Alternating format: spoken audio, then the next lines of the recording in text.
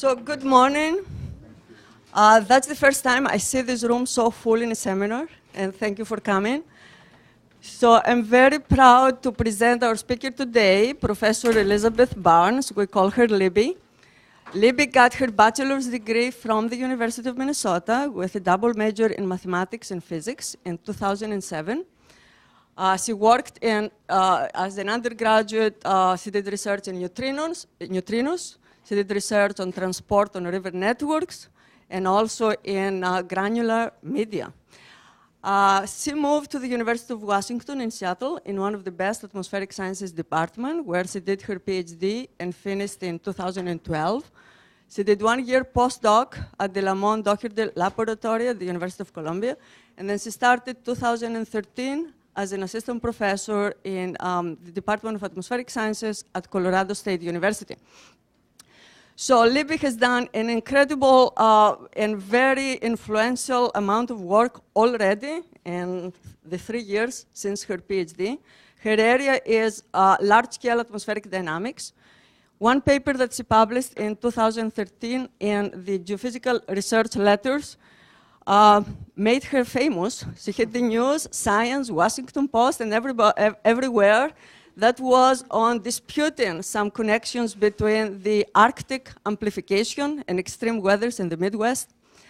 Probably she can tell us a little more about that. But let me say that Libby, that finished her PhD in 2013, has written already 32 papers in the best journals. And without saying much more, I will read something from the citation of a prestigious award she got from AGU last year, the Holton Award, that says, in the citation, "I cannot think of a more deserving candidate among her peers. She's an extraordinary scientist. The amazing fact is this: the quality of her scientific work matches the quantity. I have no doubt she will become a major force in atmospheric and climate science in the next decade. She is destined for greatness." Now, on a personal note, I'm especially proud to have Libby here because I knew her since she was a toddler. I was almost tempted to have a picture there, Libby running around in my house at the age of 7, but it would be embarrassing because me and her parents would be looking very young then and very old now. Second is that, well, who has the chance to introduce a speaker that the father and mother sit in the first row? And the professor in math, Professor Peter Olver, in chair of the math department, said Libby was the best student in his PD from Peter, who is the world's expert in PDs, having written the books that are used worldwide. And no pressure, Libby. The floor is yours. Wow. All right, thank you. So I don't think I'm going to need this mic. No, but if you can hear me, just yell at me, please. I do respond to yelling. All right, so as Effie said, I am an atmospheric dynamicist. So even though during my time at the U of M, I did things in particle physics, I did granular media, words that mean something to civil engineers, I don't do any of that anymore. I do large-scale dynamics. If you will, the link is I'm doing sort of fluid dynamics on the globe, on the scale of the entire Earth. And so today I want to talk to you, give you sort of a broad overview of sort of finding the music and the noise. So the atmosphere is a really chaotic, noisy place. While the noise is itself interesting, and I'm going to give you some examples of that, we also are constantly trying to find something interesting or some signal in that noise. And I'm going to give you 4 examples today, hopefully of relevant phenomena that you're all aware of at some surface level, and dig a little deeper to show you how we've been addressing these problems in the climate community. And this is work that I've done with quite a few collaborators. One thing I like to note is there is a Barnes and Barnes. While my dad and I have published a paper, this is actually my little brother in this case. So I'm quite proud of the fact that I'm slowly working through my family members. Okay, so what is it that I do? This is a really beautiful image of a movie put together of upper level winds. So first of all, what I want you to see is we see this band of red, if you will, around the hemisphere. And this is the northern hemisphere jet stream. So when I use the phrase jet stream, this is really what I'm talking about. But it's not just this annular perfect circle. There's a bunch of wiggles and waves in it. And these are called Rossby waves. And they're one of the most, I would argue, important aspects of our geophysical system in the atmosphere. And it's these wiggles in these waves that are really a part of the noise that I'm going to be talking about today. These waves are associated with the storms that we see. So when you get a big snowstorm coming through in the wintertime, there's a Rossby wave associated with that storm in the upper atmosphere. But these waves on the jet are tightly coupled to each other through what we call eddy mean flow feedbacks. And this is this very interesting part of the dynamics that I do. I'm not going to go into the detailed physics here. But my big point is when I talk about the jet stream, it's also tightly coupled to the weather you see and where you live. So another important thing to note is the jet stream goes from west to east. And we have a jet stream in the southern hemisphere that also goes from west to east. I'm going to talk about that one as well. So one question is, why do we have jet streams? What are the ingredients? And so the first thing you need, I really think at the basic level, you need two ingredients to have these jet streams and these waves on top of them. The first is you need a sun. And what it gives you is an equator to pole temperature gradient. So it's warm in the tropics, cold at the pole. So we have high to low pressure. We all know that things go from high to low pressure. So why don't we have winds going from the south or from the equator to the pole? Well, the second most important ingredient, or the second ingredient, is the rotation of the planet. So this is your Coriolis effect from your physics, 1 or 2 class, right? And so we have wind going poleward, goes to the right in the northern hemisphere, and if you will, that's why we have these strong winds at upper levels. In the southern hemisphere, people often think that the jet stream should go the other direction. But if you actually work it out and think about your rotation vector and the fact that your gradient's in the opposite direction, you have this 2 negatives make a positive, and you get your jet going from west to east again. All right, so the jet stream is this prominent feature throughout the entire year in the northern hemisphere and the southern hemisphere. And on top of that, we have these waves and weather. And that leads us to this noise. So I'm going to introduce Ed Lorenz here, who is for those of you in dynamical systems or are familiar with chaos theory, this guy is a pretty important character. And I'm very proud to say he was an atmospheric scientist. So the story goes that Ed was playing with this coupled system of 12 equations for the atmosphere. And he had run a simulation on a computer. It was all nice and good. And then he realized one day he wanted to do a bit more research, and he wanted the simulation to run a little longer. And rather than start at the very beginning and waste all that time, he thought, I'll just start it in the middle, since I have a printout of the values in my system at every time step. So it turned out, though, that the printer had run out of memory, and it cut off the 3 digits on one side of a page for one of those numbers at the time that he was interested in starting his simulation over. So he typed in a 0.506 instead of 0.506127. So he started the simulation. He went off to get a coffee, thinking, in 30 minutes I'll come back and my simulation will be extended. He comes back and he gets a completely different circulation and system than he had originally obtained in the first place. And from this,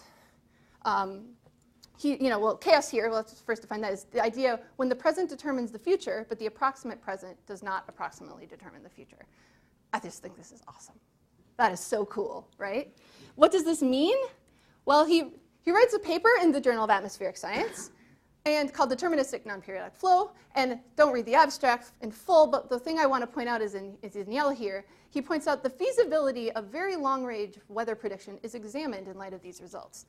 That's a nice way of saying we're all doomed, because we're never going to be able to tell you what the weather is in 10 days, a week, a month, a year. And the idea is, even if we had observations all over the globe, and even if they were good observations, his point is tiny little errors in those measurements, tiny little uncertainties, maybe you didn't have enough digits, could actually lead potentially to a completely different final state. What I'm going to do is, many of you are aware that weather forecasts aren't terribly great, especially out to 10 days. But I'm going to try to show you how this is relevant for not just the weather problem, but on larger time scales and spatial scales, so more of the climate system. So one way that this is really nicely shown, I think, is let's talk about temperature. You're not supposed to be able to read all of these, by the way. So let's look at 1979 to 2012, so sort of our satellite era. And let's talk about global temperatures. So what they've done is they've done something at NCAR where they take one model, one climate model. They put in greenhouse gas concentrations, our best guesses. They put in volcanic eruptions at the right times, et cetera, et cetera. And they run it, and they try to say, what is the temperature at any given day or over this period? And what's plotted here are trends from 1979 to 2012. Now, what's interesting about this set of simulations is it's the exact same climate model, but all they've done is around 1850, they perturbed the initial conditions of global temperature by round-off errors of 10 to the minus 14 Kelvin. So each of these is a different model run where the only difference, everything's identical, except in 1850, one guy started with one temperature field, and the other guy started with a temperature field that was just different by 10 to the minus 14 Kelvin. And the point is, these are your 30-year trends in temperature over the last few decades. Now, first of all, let's notice there are some similarities. There's a bunch of red at the pole. This is at Arctic amplification. This is the fact that the Arctic is warming more than the rest of the globe. And we see that in all of these simulations.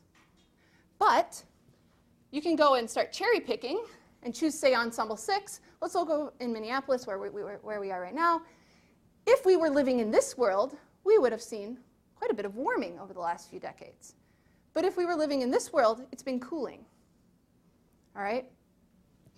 Now, the important point here is the Earth could be any one of these.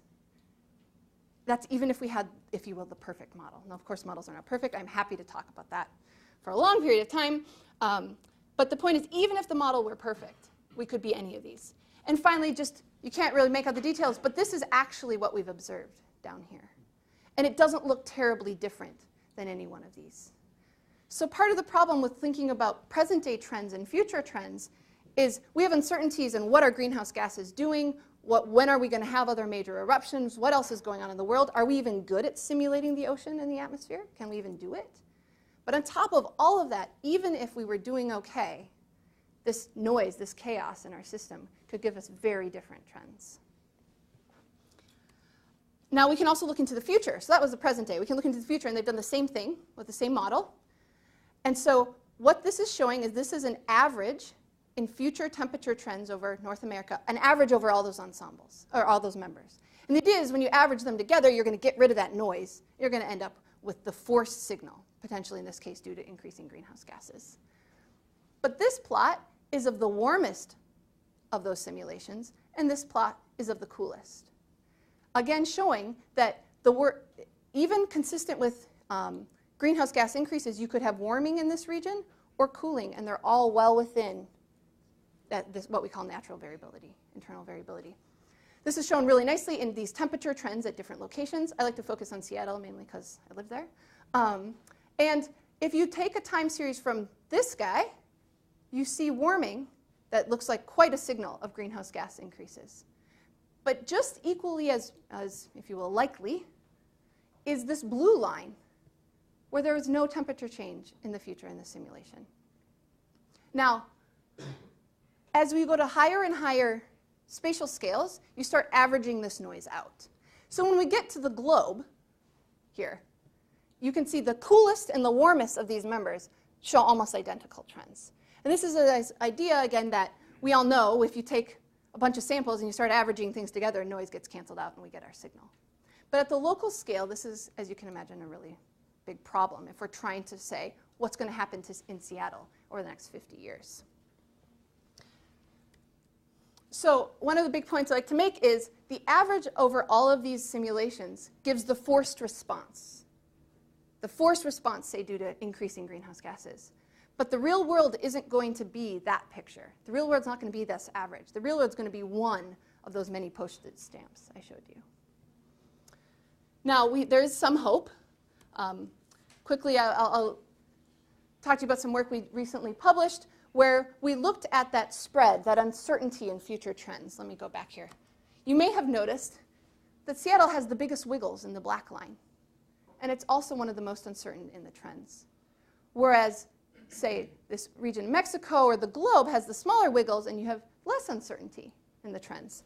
And one of the things that my colleague and I showed was if you look at that spread in the trends from these many members, and you plot that spread here, and if you look at the spread in the variability in the past, you can get one from the other. And all this is actually saying is that seasonal mean temperature is actually just an AR1 process. It works out very nicely. So in essence, if we know the past variability, we can actually understand future spread in trends. So my research is really focused on quantifying this noise in the past, so we can actually understand how that noise is going to affect our future projections. All right, so for this talk, I want to give 4 brief examples of how we play games with the signal and noise problem. The first example I'm going to give you is one where the signal's really popped out of the noise quite nicely, and we're pretty confident that we can see a forced response, in this case to ozone depletion by due to CFCs. In the second example, I'm going to give you the noise and the signal are actually about the same magnitude. So this is when it starts getting a little tricky.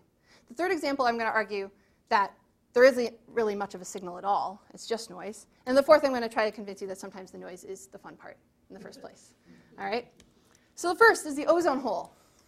So we're looking in the upper atmosphere, the stratosphere, over Antarctica. On the left is the total column of ozone in October of 1979. So it's springtime in the southern hemisphere.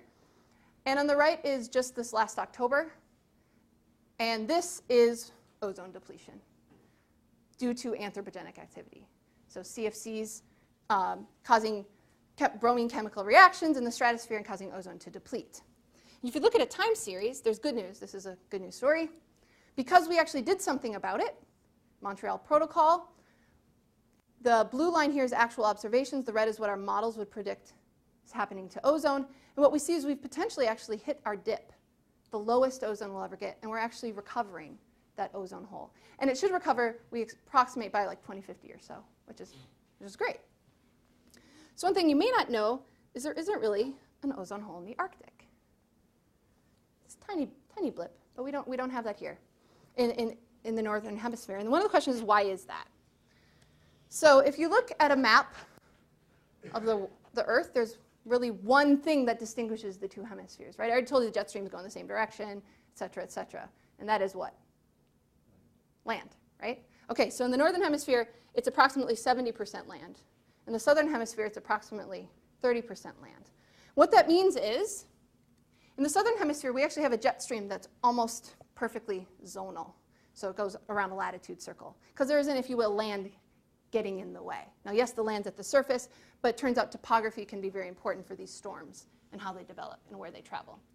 In the northern hemisphere, however, we have land, and what we get is this stationary Rossby wave, so those waves I showed you before, but larger scale, that sit there and are sort of tied to this distribution of land. What happens is these waves actually propagate up into the stratosphere, where they disturb what's called the polar vortex, which, if any of you were here 2 years ago, it is not the same polar vortex that the newspapers were trying to sell you on. This is the real polar vortex, which is in the stratosphere, and is this regions of very fast winds.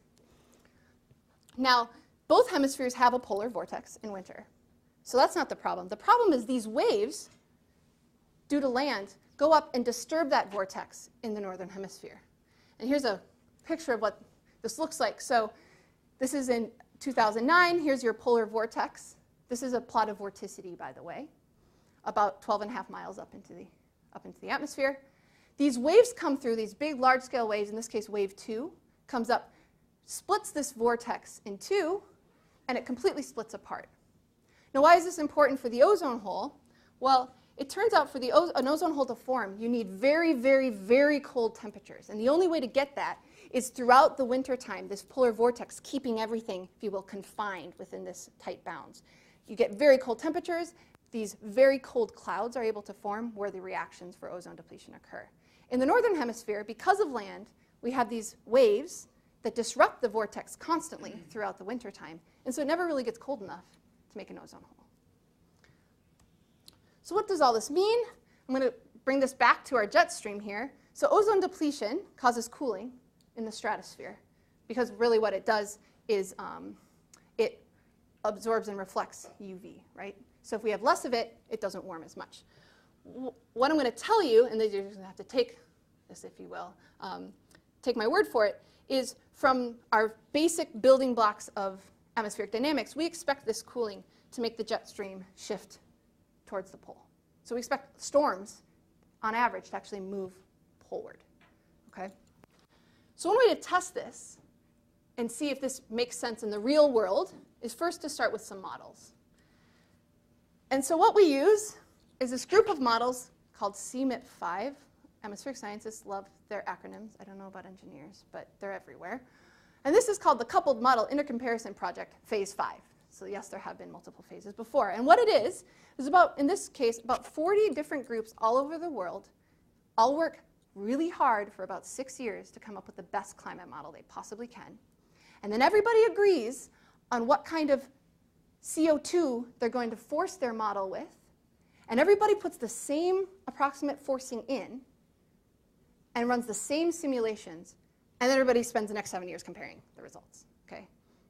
So NASA has one, NCAR, the United Kingdom has one, China has one or two, Australia has one. But all of this data is publicly available for everybody to use for any question they want to ask, which is pretty awesome. So what this means, though, is in these runs, they all have ozone depletion. So we can go in and look and see, do we see effects of ozone depletion on the jet stream in the way I described? So what we can do, this is the most confusing plot I will show you. This plot on the y-axis here is the shift of the jet stream. So negative number means moving towards the pole. And this is time. The gray lines are each one of these models. All right, so first of all, you see wiggles just due to this natural variability, but also because the models are different. So if you were to look at one of these gray models, you would say, that's a lot of noise. But we can play the game of averaging them all together, right, and get the black line. And now we start to see something pop out. And what we see is, up until about the 1970s, on average, this jet stream hasn't moved. But as we go into the ozone depletion period, starting around 1970, we see this this poleward shift of the jet. So this is indicating that our simple concepts actually appear to be playing out in these complex models. Now, there's a lot of other interesting things going out here, and I'm happy to talk about those at questions, but I really want to focus on the ozone depletion period. Now, you might say there's a lot of things going on between 1970 and 2005. For example, you climate people keep telling me greenhouse gases are going up, and so that's affecting our weather. So how can we be sure this is ozone and not something else entirely? And one trick we can use in this case is, first of all, I'm getting ahead of myself. The blue is actually the observations. This actually lines up pretty nicely. But we still have to be careful. Remember, this is one member, if you will. The real world, only one of these guys. So we need to be sure that this is a real signal and not noise. So one trick we play is with seasonality. And so there's a station in Antarctica where every day they're looking and taking ozone measurements up into the atmosphere. And this is a plot of height versus month of the year or season. And the dashed lines here denote it's going down. So ozone has been going away. And the important thing to note is there's a seasonality to this. Ozone depletion is really a springtime phenomenon, right when the sun gets there. So right before the sun arrives at the pole, that's when it's the coldest. What that means is we might not expect to see circulation changes outside of this period. So in a different season, when ozone really hasn't changed that much, we might expect the circulation not to have changed that much. And if we see that, that's a fingerprint of ozone depletion. So we can make a similar plot, like this one, but for the wintertime in the southern hemisphere. And the point here is, over this ozone depletion period, we haven't seen much of a change at all. This is really this fingerprint pointing towards the actual effects of ozone depletion. So that's a nice case where the observations actually sort of agree with what we thought was going to happen, and the model showed us pretty clearly that ozone depletion has caused changes in the jet stream. More importantly, it's not just the jet stream. You'd say, why do we care about the jet stream? Not that many people live there anyway. But it turns out the surface forcing of the ocean by the atmosphere is critical for ocean dynamics, and what's going on in the Southern Ocean in terms of its dynamics affects the entire globe. So changes in the winds in the Southern Hemisphere actually do affect the global climate. So my next example is where it's a little harder to decipher the two. The noise and the signal get a bit convoluted. So this is Mount Pinatubo erupting, right? June of 1991. The really neat thing about volcanic eruption, well, I think it's neat, is the global temperature response. So this is observed temperatures in the lower stratosphere And this is observed temperatures in the lower troposphere where we live. First of all, you'll note there are these huge spikes around 91 and 83. And these are the eruptions of El Chichon and Mount Pinatubo. What we see is we see warming in the lower stratosphere due to all the aerosols from the volcanoes going up there and absorbing sunlight. But what that means is sunlight doesn't make it all the way to the surface, so we cool down at the surface in the troposphere. All right. So, again, going back to our simple little picture here, what we expect with volcanic eruptions, just from, again, our basic physical arguments, a few simple equations and models, is we have an eruption, we get warming in the lower stratosphere, and due to that dynamics trying to balance out, we actually get cooling over the pole. Now this blue blob here looks a lot like the blue blob due to ozone depletion. So we actually expect the response of the jet to a volcanic eruption to be similar to that of ozone depletion, which is this shift and movement of the storm tracks poleward. So we can go into the observations and say, did we see this happen after these eruptions? And rather than show you a bunch of pictures, I'm just going to tell you the answer. So we go and we look in the northern hemisphere, we see a poleward shift of the jet streams after El Chichon, Pinatubo, etc. Okay? But we look in the southern hemisphere, and you'll find some papers saying, maybe I see something, but I have to try really hard. Or someone else going, well, Pinatubo went one way, but El Chichon looks like it went another way, so I'm not going to say anything. So everyone's, as a community, has sort of decided that the southern hemisphere circulation does not respond to volcanic eruptions. So then the question, of course, is why? What's the difference, right? Dynamically, we actually expect, I would say, the hemispheres are somewhat symmetric. So a lot of the explanations for why the northern hemisphere actually responds to volcanic eruptions, this cooling in the stratosphere, should apply to both. So why don't we see it in the southern hemisphere? It responded to ozone depletion, right? This seems a little strange. Well, one argument is back to this distribution of land.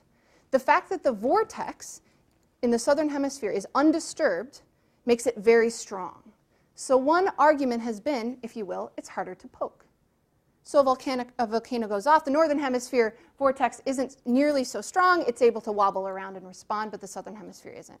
And this has largely been the sort of hand-wavy argument for why we haven't seen a southern hemisphere response.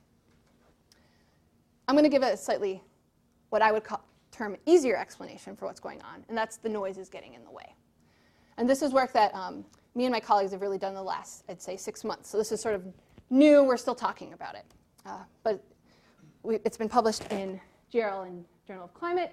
So what we can do is go back to this, what we call this large ensemble, where we have 40 of those simulations that are all identical except for those tiny perturbations at the beginning. And we force them all with Pinatubo, the same Pinatubo forcing.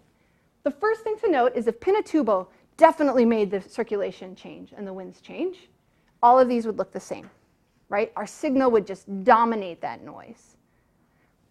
But what I want you to know is they don't all look the same, right? So on the left here, this is January after the eruption. We should see something, and okay, we see these. I don't know, these look big and blue. Maybe that's something interesting. But if you go to a different member, say member 25, the colors are exactly opposite. Okay? So it's possible. So what's going on? One possibility, our model is horrible. That's always a possibility. But I'm going to provide an alternative explanation than that alone, which is we can ask, all right, these models disagree on all these responses, but there's some consistency among each of these simulations. Let's average everything together and ask, where do the models agree? Or the simulations. This is all the same model. And what we can do is make a plot of, I love plots like this. This is just the number of ensemble members that agreed on the sign. So red means that many models said it would be a positive wind change. And the blues mean, how many didn't say it was positive or else, in other words, it's negative. And what you see is there are definite responses here that are consistent among almost every single member.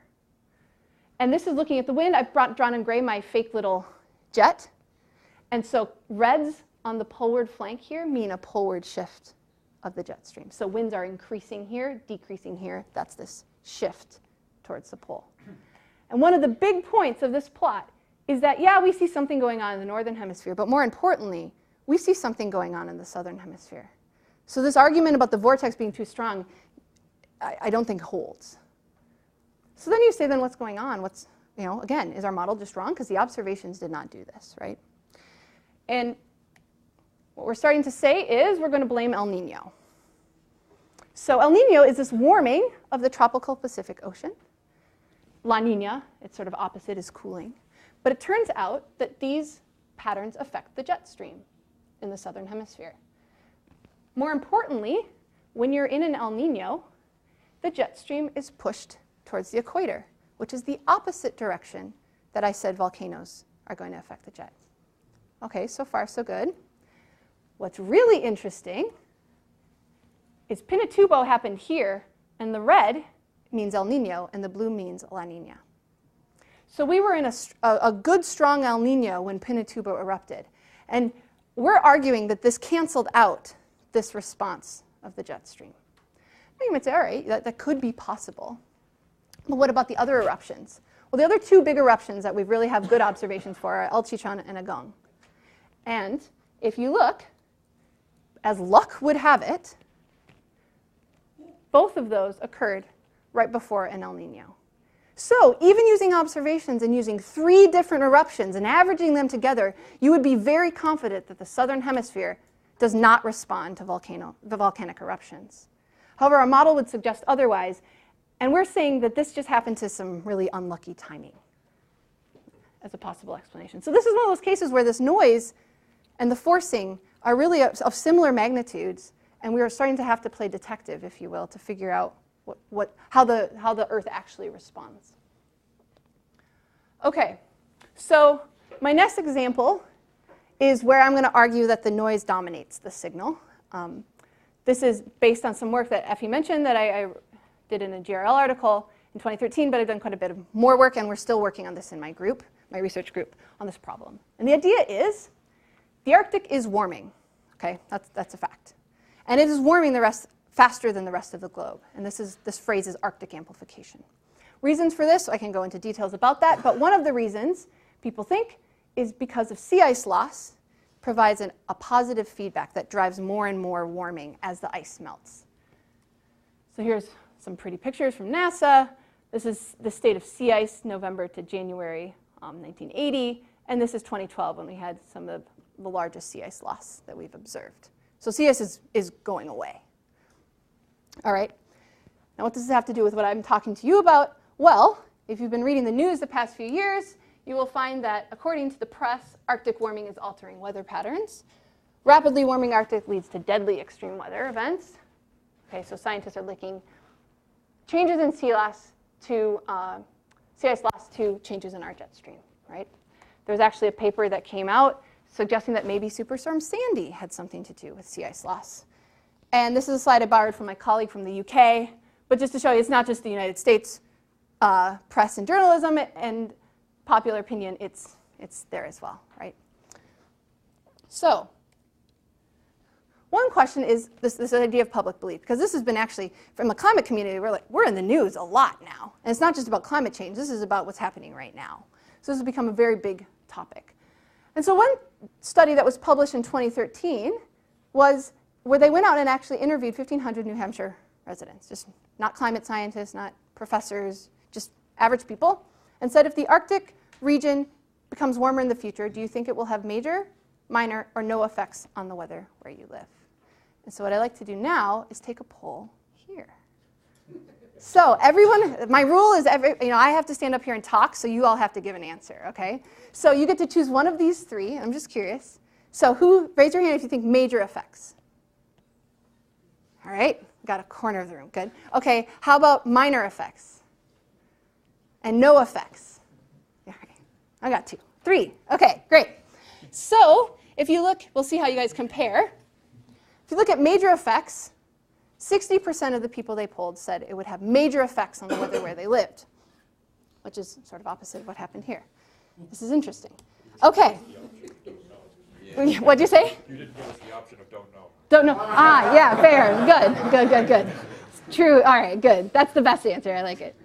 What's really cool about this is they went in and found that the higher the education you had, the more likely you were going to say major effects of this group. And secondly, this is my favorite, depending on the temperature anomaly the day before you were interviewed was highly related to how you answered this question, all right? All right, so let's go into this a little bit here. Arctic warming and sea ice loss. So this is, again, my simple little schematic, but now we have, instead of a blue blob up here, Arctic warming is giving us warming near the surface. This is our red blob down here. And it turns out that, again, due to some simple dynamical arguments, warming near the surface we expect to have the opposite effect on the jet. So we expect it to move the other direction, towards the equator. All right, so one of the questions is, have we seen this? And there have been many papers in the last 3 years talking about, oh, have we seen changes in the jet? We have, we haven't, going back and forth. How you measure the jet makes a difference in the answer you get, which is always worrying, et cetera, et cetera. So I thought I would just show you a plot of jet position over the North Atlantic and jet speed over the North Atlantic over the past, in this case, is about 100 years. Now, you might say, well, hold on a second. We did not have satellites back then. How did they get this data? And this data is actually obtained.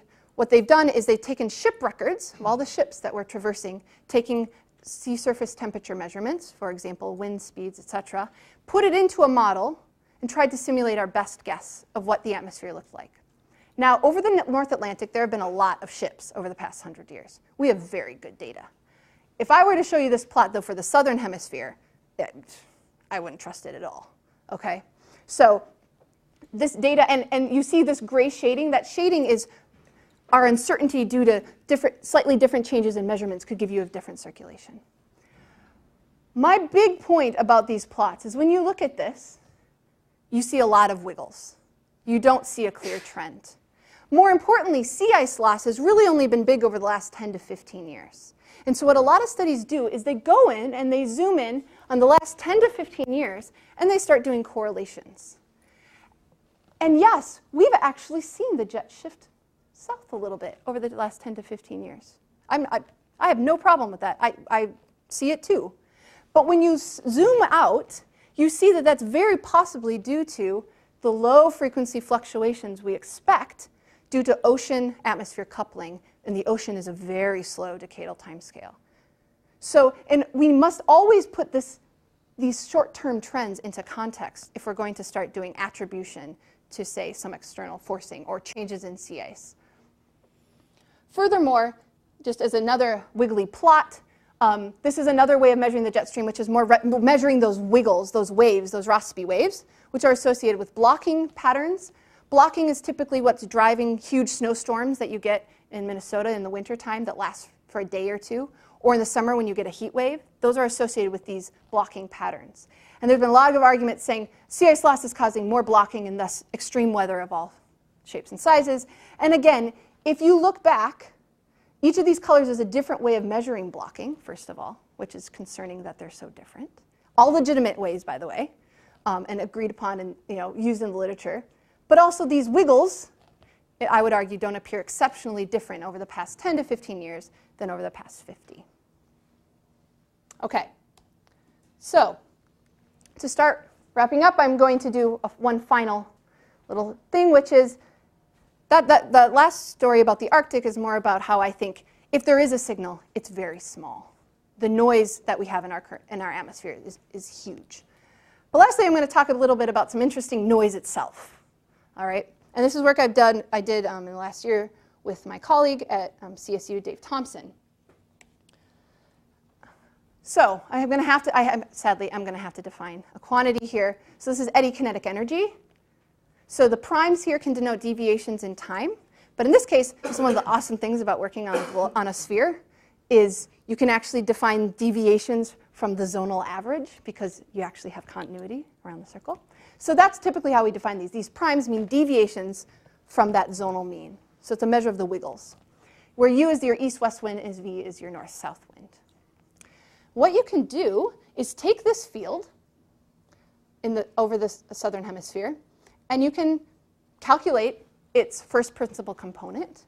Or in other words, the pattern that explains the most variance of that daily time series. And what you get is a picture like this. What this is telling us, all the red colors mean that when we have variability and explains the most variance, it's this enhancement of eddy kinetic energy in this annulus around Antarctica, or in the region of the jet stream. Okay? Alternatively, you can have days where it's all blue, which is you have a negative enhancement. So you have weakening of your eddy kinetic energy over this region. Now this in and of itself may not be that interesting to you guys, all right? But I'm going to show you something that's really cool, which is if you then take the time series of this pattern, so how much does any given day look like this picture? You can get a time series and analyze that time series. And what we did was we plotted its power spectrum. And that looks like this. This is when you're supposed to ooh and ah. Okay.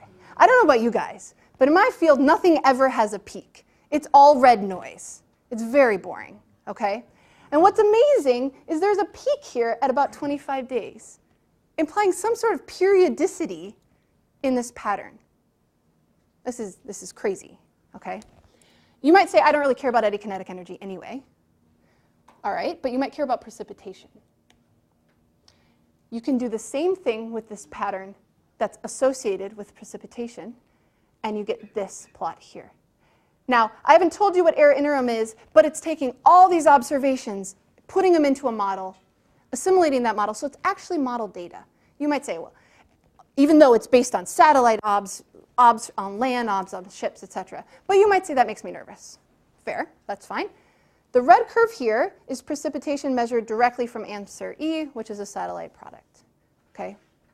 The point is, in both cases, we still see this approximate 25-day peak. So you might say this still makes me nervous, or I don't even know what's driving this. So how can we start to decipher that? There could be a million things going on. So what we did was we went into a state-of-the-art climate model, calculated the same thing, and got the same pattern, telling us that this is showing up in our model as well. Now there's a lot of things going into this model, so we decided to take a simpler model. In this case, a climate model with no land, no ocean, no clouds, no moisture. We can talk about how we do this. This is a very simple model. This is a model, the kind of model I like to use, which is just momentum, pretty much. Takes away all those boring things, like clouds. And we still find a peak in the eddy kinetic energy in this simple model.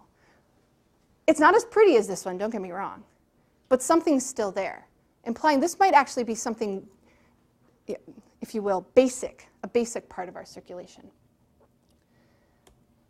So quickly, we have a current hypothesis, but we still don't know what it is. So by all means, ask questions. I don't know is probably the answer you're going to get.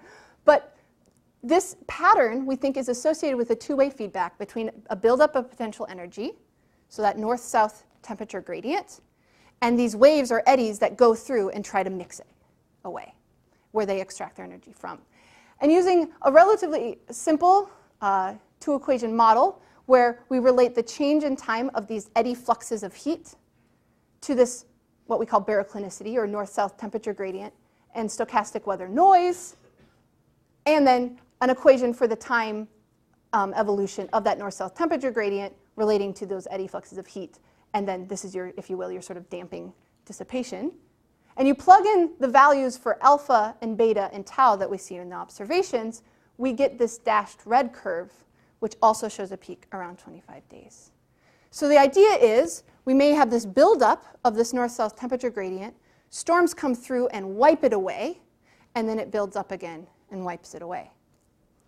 That's our hypothesis. However, I will point out, which I think is very important to say, if it only rained every 25 days in Melbourne, they'd know about it, right? So one of the tricks to getting the signal to pop out of the noise is taking an average of this pattern over the entire southern hemisphere. So we need to come up with a reason where, A, why would the whole northern hemisphere, if you will, be talking to itself at the same time? That seems, I'm a little skeptical, okay? At the same time, how big of a region do we need to average over before we could actually see this? If we average only over Australia, could we see this pattern? What kind of scales are we talking about? These are the questions we're still answering, and we don't have a good explanation for yet.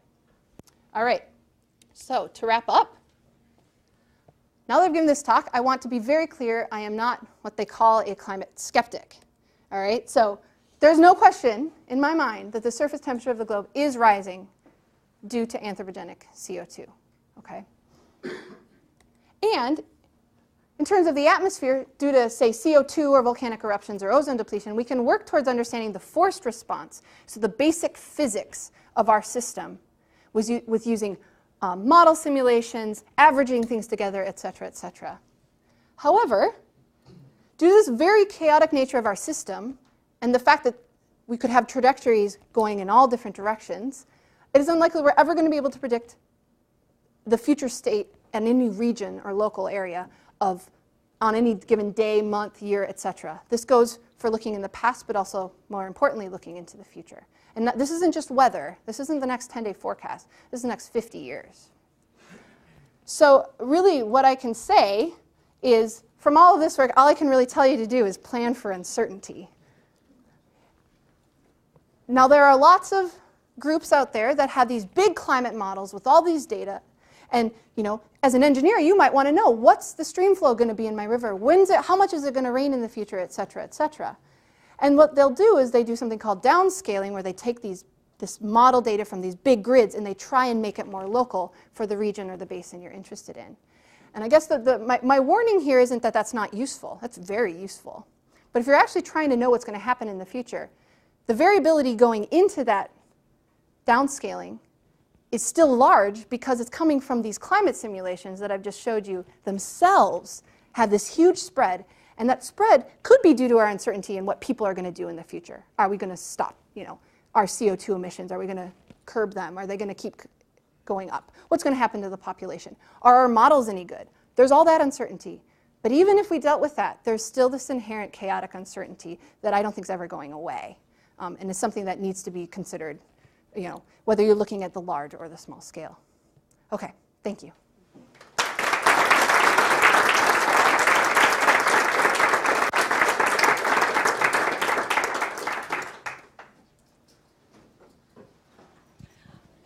I know some of you have to leave for other meetings, so please feel free to do that. But we open the floor to questions.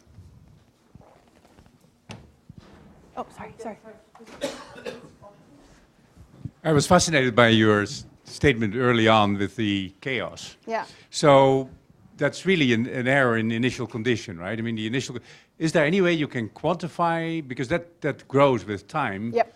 Mathematically, how that sensitivity really is, and how far in the future you can do anything reliable. Right. So yes, people are doing that, especially for weather. So there's a lot of discussion about for a particular forecast state, and how reliable it is actually in the forecasting community depends on that initial state itself, not just the perturbations. So for example, I mentioned that there's this thing called blocking patterns that can drive really persistent weather. Well, because our circulation and our system of equations knows that's persistent, if you start in a blocking state with small perturbations, you can go, your forecast is good longer than if you were to start in a state of just, say, nice weather, for example. So yes, people are doing that, absolutely. So there's hope. Yeah, there's hope on knowing how uncertain we're going to be. Yeah. Yes, exactly. Yes. A question is similar in tone. So about you talked about for chaotic systems, the sensitivity to the initial conditions. Yeah. Another attribute of chaotic systems, correct me if I'm misspeaking, is the existence of strange attractors. You saw the Lorentz butterfly. So essentially, these orbits never repeat themselves, but they tend to kind of gravitate around the strange attractors. Yeah. If we ride the analogy, a bit more, would that kind of give us some hope in terms of like predictivity guarantees for the very long run, in terms of like we end up around some kind of trustable mean quantities in the very, very long term? Right. So at a broad level, I'm going to say, no, I don't think so. But here's why. I think there are people studying, especially out of the UK, are there certain states of our atmosphere that it sort of likes to be in, if you will? And do we gravitate towards those states? But the uncertainty I'm talking about here is actually at a much larger spatial and temporal scale, in the sense that, yes, there is a state the atmosphere likes to be in, given these CO2 concentrations, this state of the ocean, et cetera. But most people aren't interested in that. We're talking thousands and thousands of years in that case, okay? People want to know what's the weather going to be, or what's it going to look like in a year. And in that case, we're still stuck in this loop rather than going towards the center. I don't think the center is what we're talking about when we think about projections and predictions, sadly. Yeah.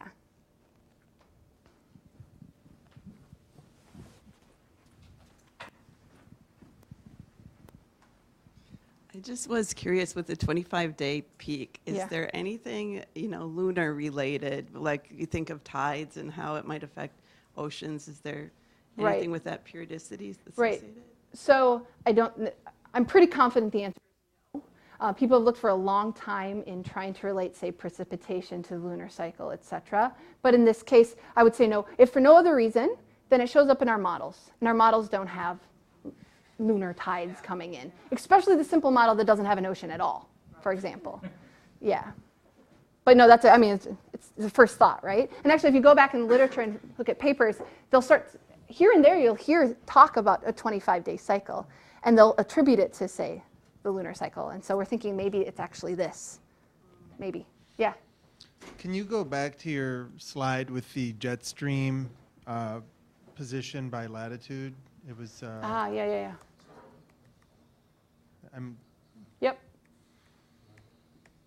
Yep. That. Okay, and we're in the northern hemisphere, or? This is the North Atlantic, This is North specifically. Atlantic. Yes. Yeah. Okay.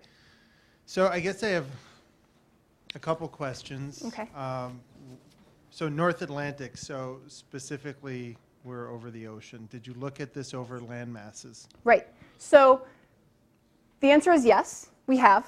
The reason you might want to look over oceans, even though no one really lives there, is that's where your jet stream is the strongest. Right. And because of that, I often think it may be the largest variability, but it's also the largest signal, if you will, in the first place.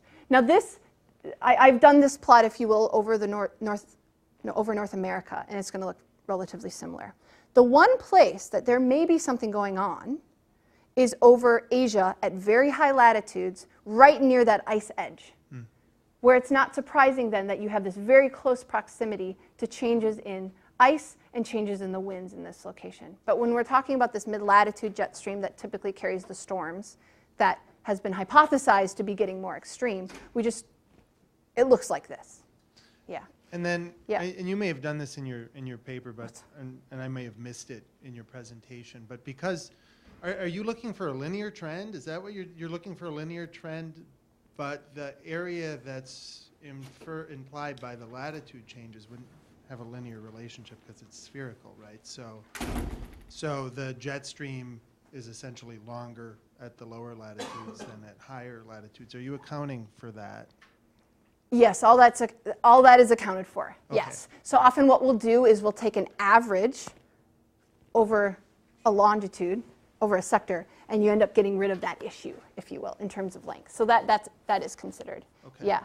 Right. You could be looking for linear trends. Some people are going beyond that and looking for changes in the variance of the quantity. Right. But again, over 15 years, that you start having a numbers problem in the first place. Yeah. Thanks.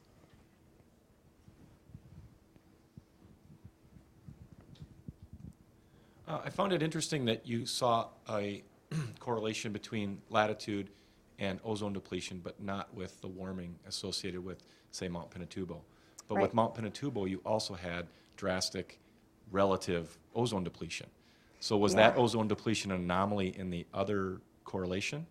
Yeah, so that's an awesome question. And the answer is about half the models do that, and the other half don't. So half of these models say before they even start the simulation, we don't do chemistry because that's really expensive. So we're going to tell you what ozone is going to do. It's not going to interact with the dynamics. Whereas the other half of the model said, typically bigger institutions, more money, we're going to put actual chemical reactions in this model, and it responds to ozone. What's really cool is in the last year, there was a paper that was published showing that whether you had this dynamic ozone like that responded to the dynamics, or whether it was prescribed at the beginning of the simulation, can actually change the magnitude of the response of the temperatures there. Now, they didn't go so far as to talk about the circulation, but you can imagine that if it changes the temperatures, the circulation could be involved. Now, with that said, for our analysis, we split the models into those two groups and still saw the same response.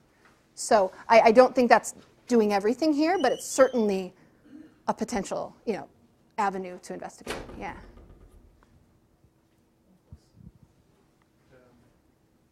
We need that because it's recording. Thanks. So very nice. In the first part of your talk, we were explaining some of the features, some of the different features in the northern and southern atmosphere by mentioning the amount of land. So is there anything specific there? Is it due to convective motion, due to variations of surface temperature?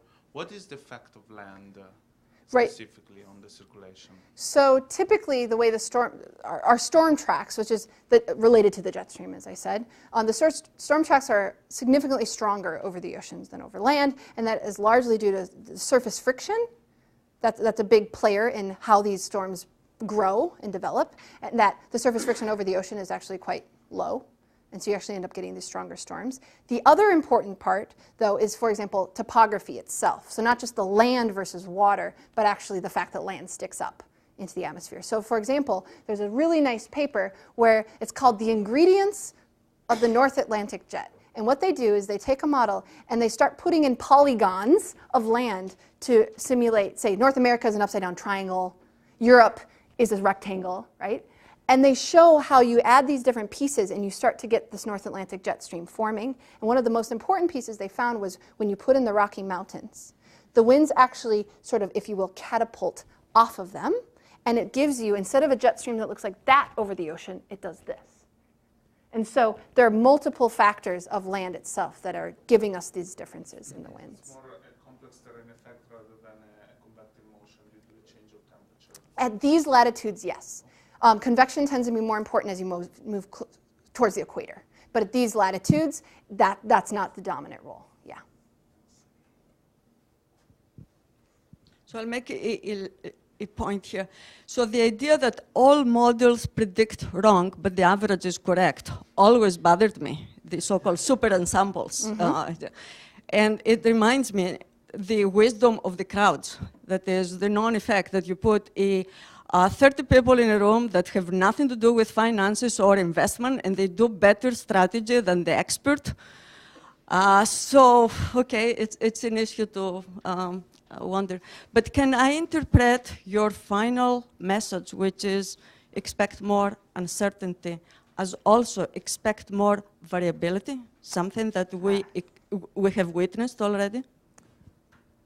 No. No. Yeah. Okay. So, yes.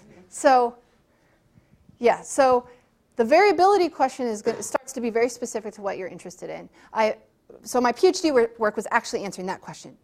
How do we expect the variability of the jet stream to change in the future? And we found legitimate reasons to expect the variability in the northern hemisphere to actually go down, and the variability in the southern hemisphere to go down. But in the northern hemisphere, it started to be dependent on where you were looking and all these aspects, and we have reasons for why. However, with that said, in terms of the jet stream, and of course this is what I love, but it's not a big issue here. We have bigger fish to fry than these small changes in variability that we've looked into. But then, for example, precipitation, there's all this work going on that with variability, et cetera. So I would say no, don't take those two to be synonymous. They actually are different statements. Yeah. So thank you very much again, Libby. Yeah.